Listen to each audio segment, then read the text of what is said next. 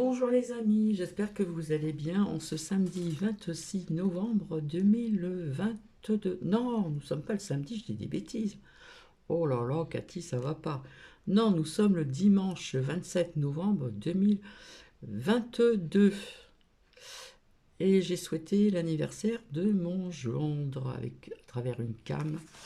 Et j'ai vu donc ma fille aînée et mon petit-fils. J'espère que vous allez bien.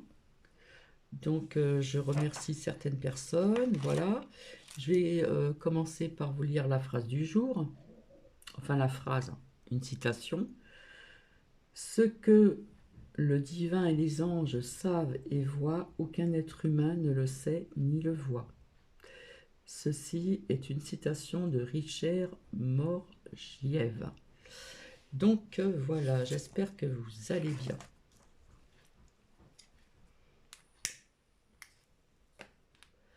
Alors, je l'ai déjà dit, souvent le dimanche, je ne fais pas parler les oracles, etc., à part les petits messages des anges, etc.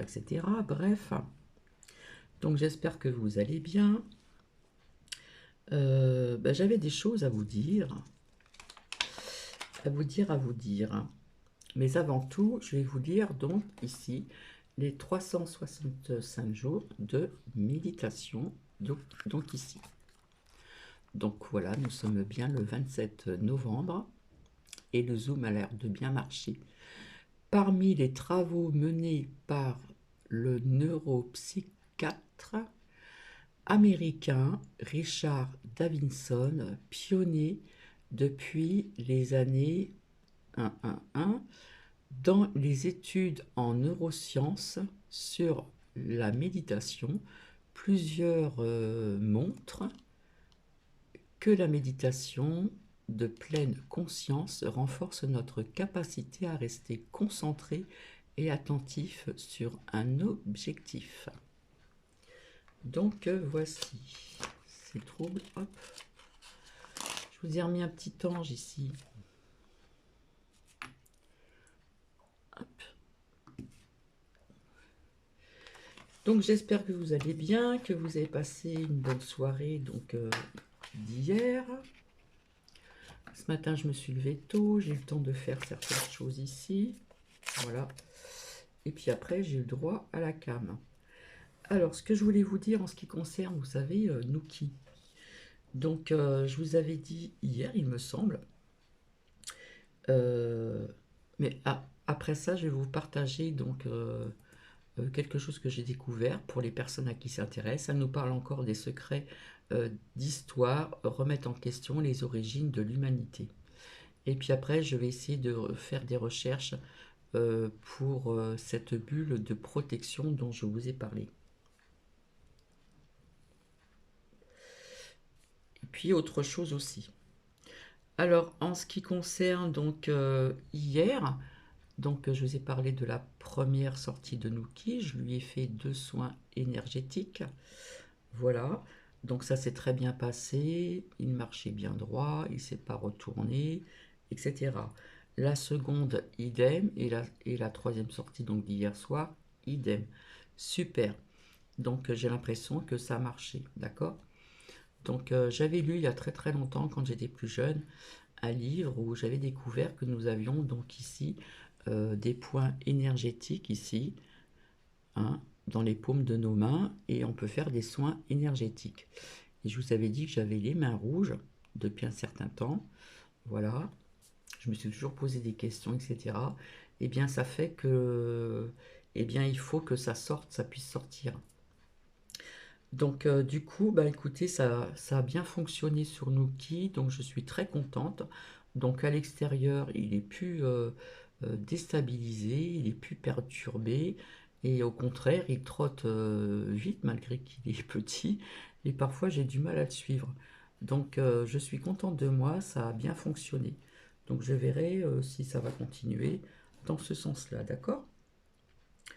Voilà, donc pour ceci, il faut être quand même bien ancré, hein, au niveau de l'ancrage de la racine, le premier point énergétique, l'ancrage, et aussi au niveau 2, 3, 4, 5, 6, 7, du 7e chakra couronne, être bien, comment dire,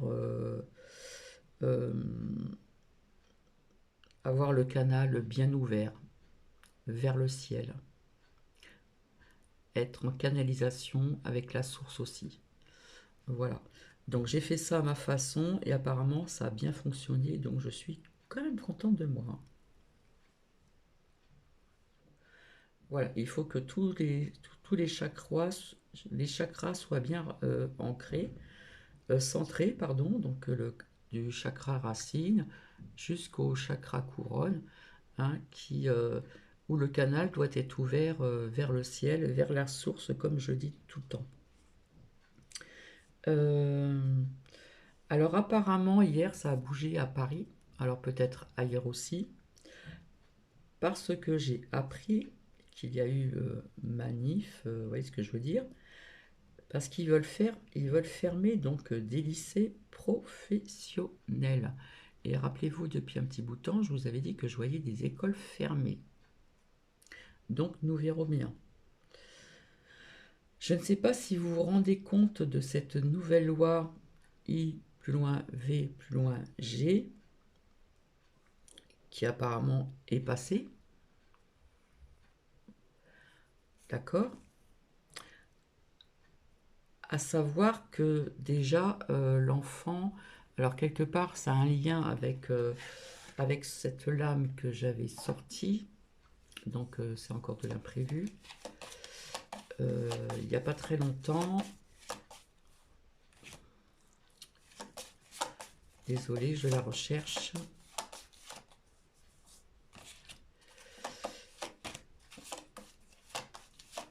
Je vous avais dit qu'ils allaient nous pondre encore des lois. Voilà, ça y est, je l'ai trouvé. D'accord? Voilà. Hop.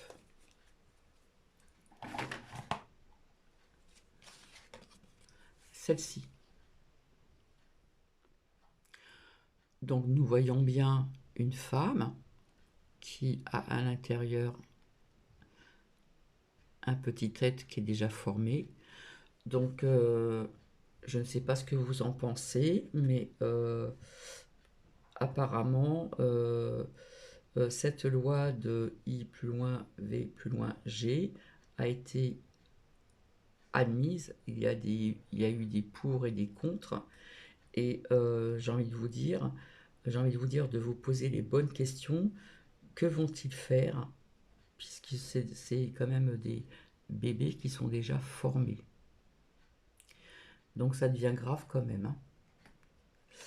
Donc vous voyez jusqu'où nous arrivons actuellement. Voilà, je vous avais dit que décembre serait quand même sombre, etc., etc. Donc il va y avoir encore certainement d'autres lois. Voilà. Et que vont-ils en faire d'après vous? Que vont-ils en faire? Je trouve ça vraiment inadmissible. Alors j'oublie de dire merci à Nanouchka, coucou encore à Marivonne, de rien Luna. Alors Luna Patchouli, alors Patchouli ça me parle énormément, puisqu'étant jeune je m'en mettais, j'adorais cette odeur, qui est quand même assez spéciale, et par conséquent je n'en mets plus maintenant. Voilà. Donc il faut être, pour faire des soins énergétiques, il faut bien être, que les chakras principaux, les soins énergétiques soient bien alignés en partant du chakra racine jusqu'au chakra couronne et avoir le canal ouvert vers le ciel, vers la source. Donc apparemment ça a bien fonctionné, donc je suis très contente. Je ne sais pas si vous avez appris, je vous avais dit que je voyais des blocages au niveau des avions, hein, en ce qui concerne les fêtes de Noël. Et bien apparemment c'est ce qui va se passer. Voilà.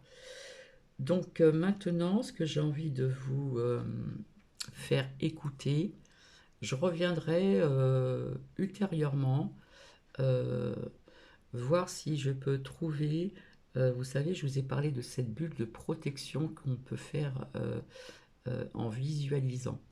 D'accord? On se forme une bulle de protection sur notre personne, mais on peut le faire aussi, euh, on peut la visionner sur notre maison, sur notre foyer, etc., etc., etc. Donc là, je vais vous faire écouter. Alors, il y a de la pub, il faudra que je fasse attention. Ces secrets d'histoire remettent en question les origines de l'humanité. Donc, quelque part, ça nous parle encore de certaines choses. Donc, notamment, c'est un lien avec plus ou moins ce que je vous ai fait écouter. Ça va plaire ou pas plaire. Et on parle bien des petits plus loin liens. Voilà, donc je vous souhaite une bonne écoute. Donc en ce dimanche, je me suis trompée, je pensais encore que nous étions samedi, mais non, nous sommes dimanche. Donc bonne écoute et j'espère que ça va résonner chez certaines personnes. Et comme je le dis souvent, on en prend, on en laisse.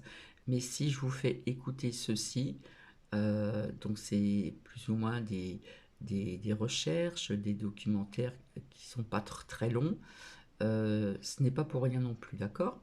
Donc je vous souhaite une bonne écoute.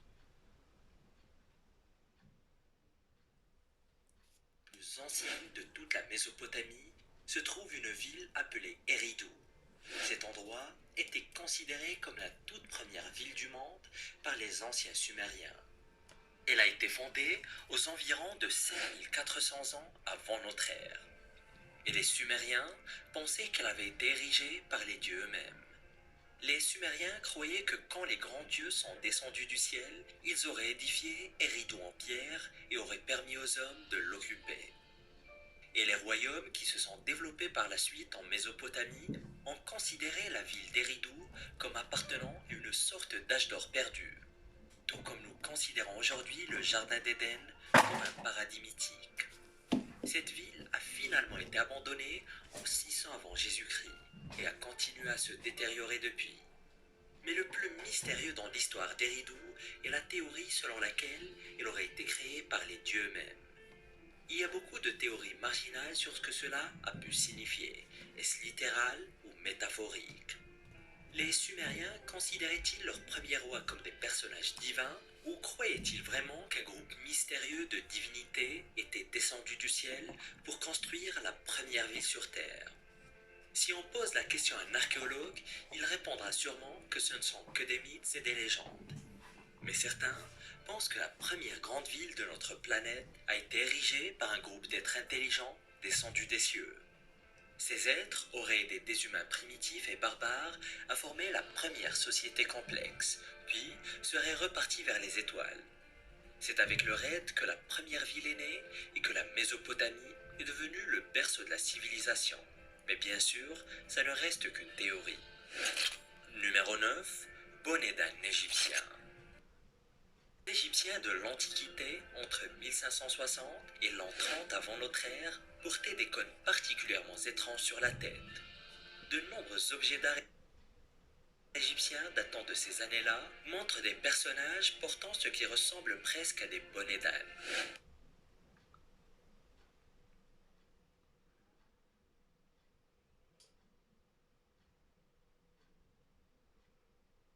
De chapeaux coniques pointus, comme s'ils avaient des plots de balisage attachés à leur crâne. Mais comme manque un exemple physique d'un de ces cônes n'a jamais été Et ça bug. trouvé, les archéologues se sont toujours demandé s'il existait vraiment ou s'il n'était qu'un style artistique. Finalement, deux cônes ont été enfin découverts, ce qui constitue une première historique. Les cônes ont été découverts sur les crânes de deux inconnus enterrés sur le site d'Amarna en Égypte il y a 3300 ans. Les cônes étaient faits de cire et étaient presque complètement désintégrés, mais ils ont été suffisamment préservés pour prouver que les anciens Égyptiens portaient vraiment ces chapeaux bizarres. Maintenant, voici quelque chose qui peut sembler sans rapport, mais qui pourrait en fait être une révélation majeure. Nous devons revenir aux Anunnaki et aux figurines d'Obéide. ces figurines d'êtres reptiliens étranges disposées de têtes en forme de cône. Les figurines étaient toujours sculptées avec l'arrière de la tête ressemblant à une sorte de cône de glace renversé. Certains pensent que l'influence de ces mystérieuses divinités reptiliennes s'est poursuivie pendant des milliers d'années après la disparition de la culture d'Obéide. Les Égyptiens qui portaient des cônes bizarres sur la tête tentaient peut-être d'imiter les humanoïdes reptiliens vénérés par ceux qui les ont précédés de plusieurs milliers d'années, et ce, jusqu'à il y a environ 2000 ans, quand les gens ont finalement commencé à oublier les reptiliens qui seraient venus des astres pour propulser l'humanité. Mais les cônes bizarres n'étaient peut-être qu'une mode, comme les chapeaux à visière ou les chapeaux melons. Numéro 8. Les premiers ingénieurs. Lorsque nous pensons aux plus grands architectes de l'histoire de l'humanité, nous nous tournons généralement vers l'Égypte, la Mésopotamie et Rome. Mais certains des premiers grands bâtisseurs ont œuvré en Amérique du Nord. Les premiers bâtisseurs sophistiqués d'Amérique étaient des Amérindiens vivant dans le nord de la Louisiane il y a 3000 ans, à peu près à la même époque où les Égyptiens mettaient des cônes de cire sur leur tête. Les Amérindiens concevaient des villes complexes, pratiquaient l'agriculture et menaient un mode de vie quasi moderne. Des scientifiques de l'Université de Washington à Saint-Louis ont récemment effectué des recherches sur l'ancienne culture amérindienne qui vivait le long du fleuve Mississippi. Ils ont découvert que les premiers indigènes étaient des bâtisseurs hautement qualifiés et pouvaient construire des structures proprement gargantuesques en l'espace de quelques semaines seulement. La plus grande différence entre les Amérindiens et les Égyptiens est que ceux de l'hémisphère nord construisaient leurs structures en terre et en boue, tandis que les Égyptiens construisaient leurs merveilles en pierre, ce qui explique qu'elles aient survécu pendant des milliers d'années. Mais étonnamment, les monuments en Amérique ont résisté à l'épreuve du temps plus ou moins bien. Ces étudiants de l'université ont récemment examiné des ouvrages en terre qui existent depuis 3000 ans. Prenez par exemple le site du patrimoine mondial de Poverty Point comme exemple. Il abrite un monticule de terre de 21 mètres de haut et d'une zone environnante de blocs qui auraient été des maisons et des bâtiments. Toutes ces structures remontent à 3400 ans et ont été édifiées avec des moyens primitifs. Mais malheureusement, nous ne savons pas ce qui est advenu de ce peuple autochtone. Il semble qu'ils aient abandonné leur grande ville et laissé les monticules de terre se résorber lentement dans la boue. Numéro 7. Les reptiliens d'Obéide. La ville d'Eridu a été construite pendant la période Obéide, une période de la préhistoire mésopotamienne qui a duré de 5500 à 3900 avant notre ère. C'est à cette époque que les peuples préhistoriques de l'ancienne Mésopotamie ont commencé à sculpter d'étranges figurines de lézards connues sous le nom de figurines d'Obéide. Ces petites sculptures étaient formées à l'image de reptiles humanoïdes. C'étaient des sortes de créatures dont le corps ressemblait à celui d'hommes et de femmes ordinaires, mais dont la tête ressemblait à celle d'un lézard.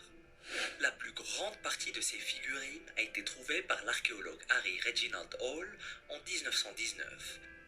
Elles ont été découvertes sur le site d'Obéide, une ville tout aussi ancienne qu'Eridu. Et alors qu'il n'y a pas de réelle explication sur la raison de leur fabrication, il existe une théorie étrange que les scientifiques ont refusé de discuter et qui, encore une fois, a trait à un groupe d'êtres supérieurs connu sous le nom d'Anunnaki. Comme nous l'avons déjà dit, les Mésopotamiens croyaient que des êtres plus intelligents que nous étaient descendus des étoiles au début de la civilisation. Ces êtres auraient donné aux humains de grandes connaissances, aidé à construire les premières villes et étaient considérés comme des dieux. Mais gardez aussi à l'esprit que les Anunnaki étaient un véritable panthéon de dieux, mais les théories modernes de science-fiction ont changé notre perception d'eux. Les figurines d'Obéide semblent être des miniatures de ce à quoi ressemblaient ces divinités Anunnaki. Selon certaines interprétations, les Anunnaki étaient des hommes lézards reptiliens qui ont eu une grande influence sur les premiers humains et ont été immortalisés par les premières civilisations de Mésopotamie. Et cette théorie a largement été popularisée par l'auteur David Icke notamment. Numéro 6. Conception Inca. La grande cité de Machu Picchu a été construite au XVe siècle par les Incas. Elle est devenue l'une des principales citadelles de la civilisation inca et se trouve sur le pic d'une montagne, dans un endroit apparemment improbable pour construire un tel complexe monumental.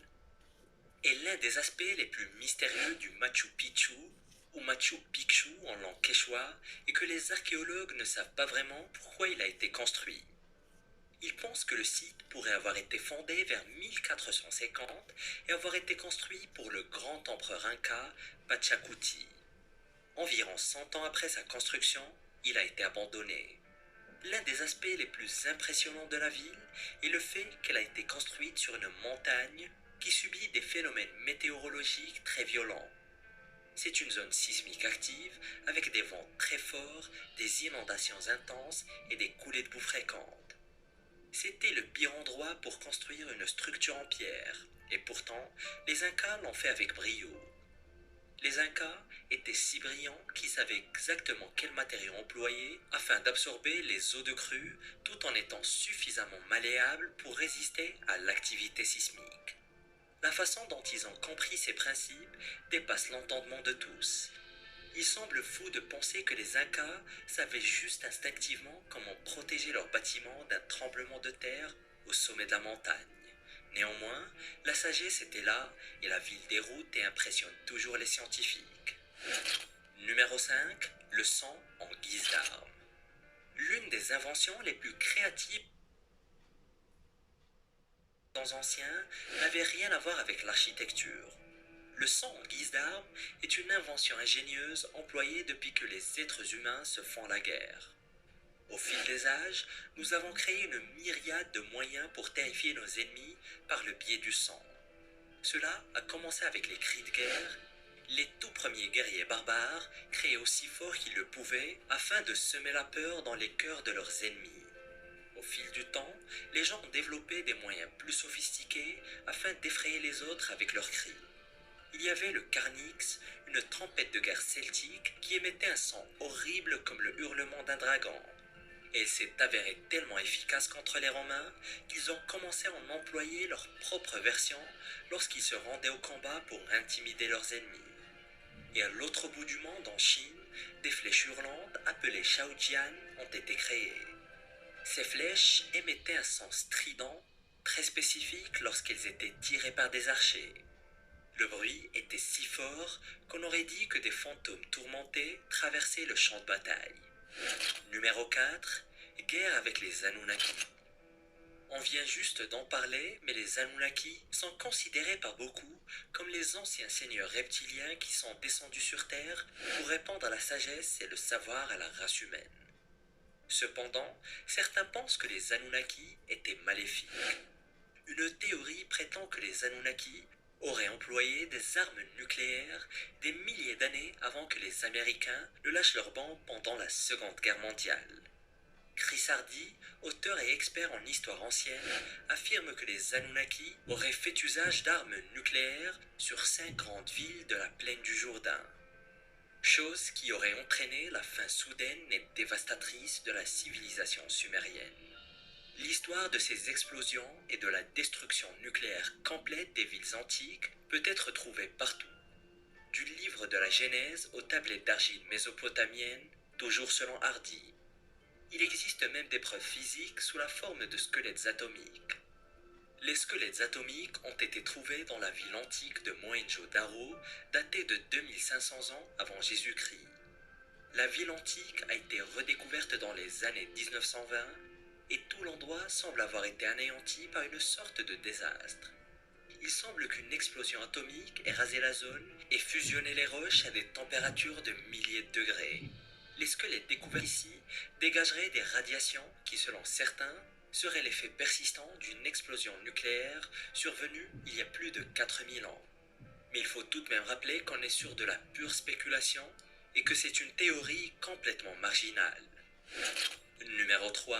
Le Grand Canal de Chine.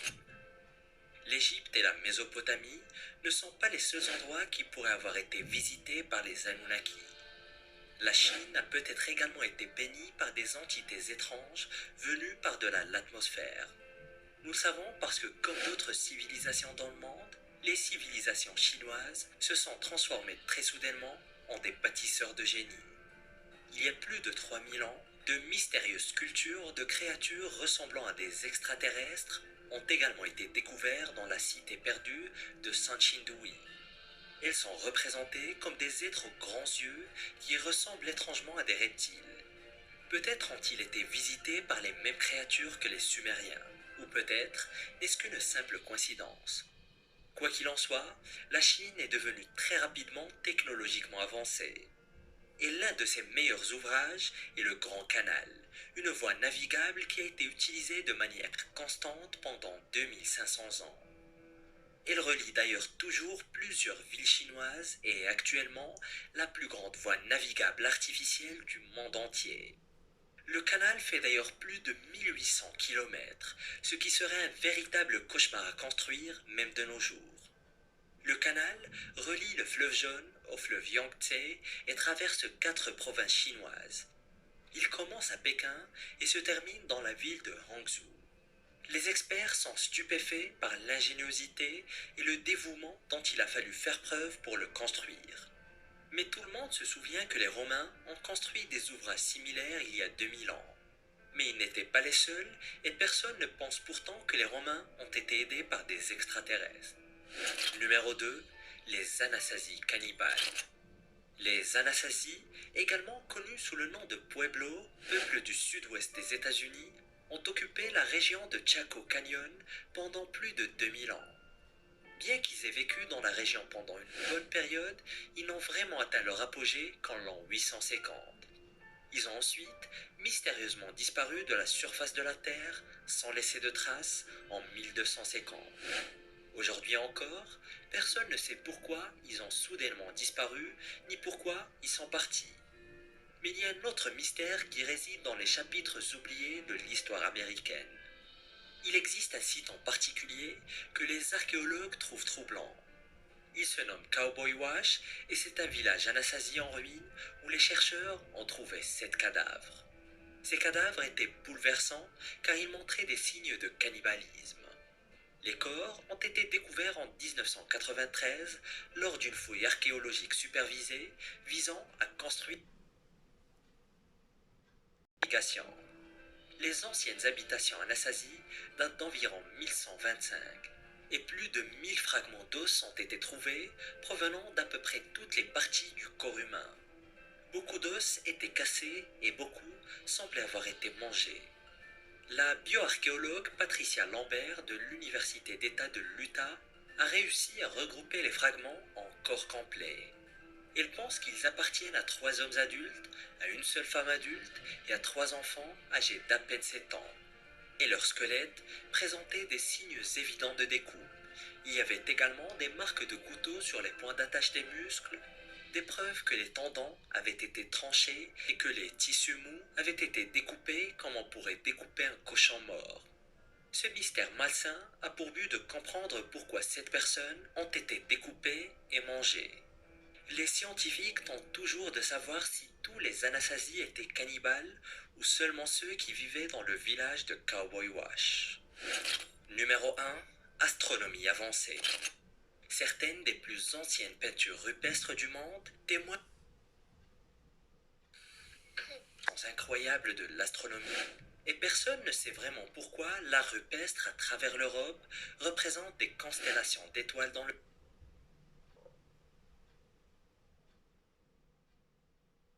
et même des événements tels que des impacts de comètes. Les peintures rupestres suggèrent également qu'il y a 40 000 ans, les êtres humains comptaient le temps en observant le mouvement progressif des étoiles dans le ciel.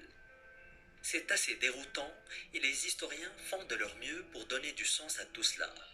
Un groupe de chercheurs de l'Université d'Édimbourg a récemment examiné des peintures rupestres sur des sites en Espagne, en France, en Allemagne et même en Turquie. Ils ont découvert que chaque site utilisait la même méthode pour déterminer les temps et les dates, en s'appuyant sur une connaissance approfondie de l'astronomie. Les chercheurs ont trouvé cela déconcertant, car la Turquie et l'Espagne se trouvent à des lieux l'une de l'autre, et il est très peu probable que des humains primitifs aient eu des contacts entre eux à une telle distance. La question est donc de savoir comment les hommes préhistoriques, après l'extinction de l'homme de Néandertal, ont appris à interpréter les étoiles et à compter le temps. C'est une véritable anomalie, et donc les gens ont une fois de plus trouvé la solution, oui, encore une fois dans les Anunnaki, mais moi j'en ai marre.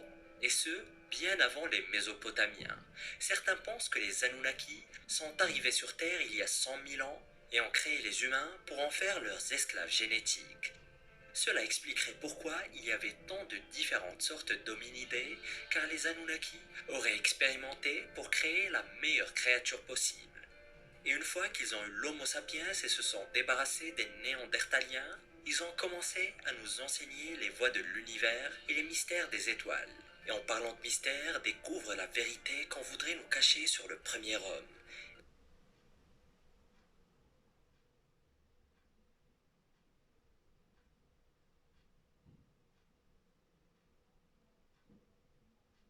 Ce n'est peut-être pas Adam. Découvre-le en cliquant sur cette vidéo. Donc voici, c'était pas très très long, vous n'êtes pas obligé d'y croire, mais quelque part ça résonne énormément en moi. Voilà. Euh, Être dans la réflexion, avoir du bon sens, analyser, comme je le dis souvent, et, euh, et voir ce qui résonne en vous.